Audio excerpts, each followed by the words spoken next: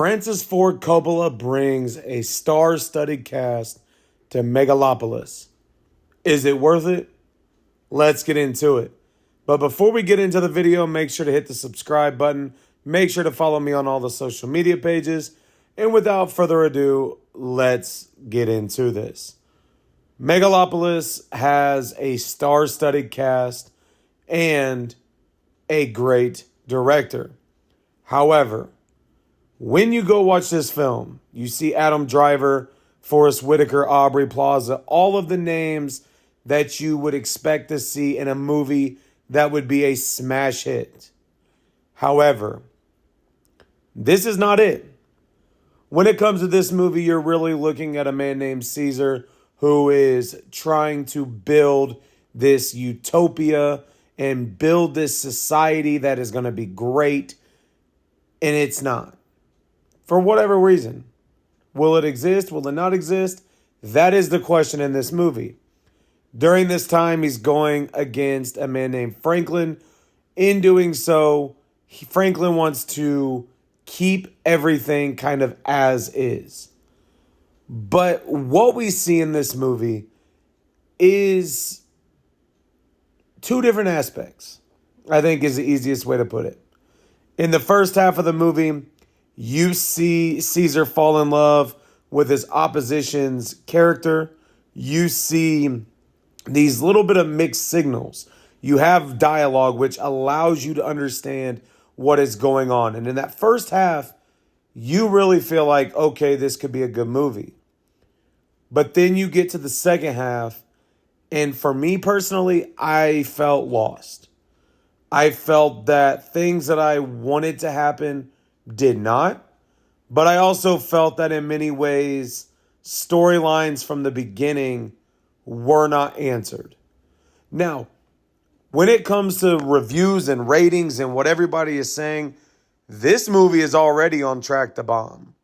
So before I went and seen it earlier today, the reviews were, I believe the critic score was like a D+. They're talking about this film may not even reach $4.5 million at the box office.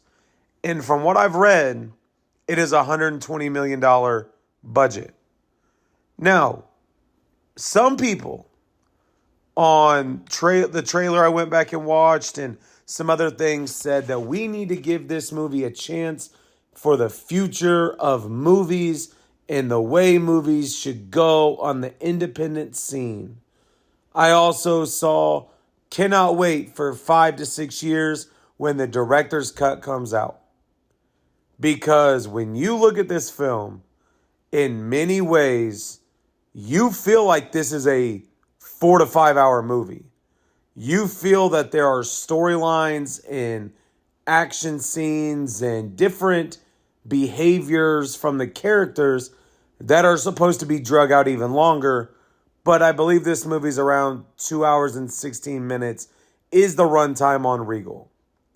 So you feel that if you're already saying that and you have fans saying that this film is going to be, they're looking forward to the director's cut, you already have a feeling you were missing out going into the movie.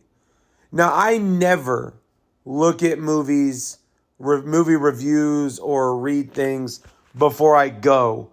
But this is a movie that I was very on edge about.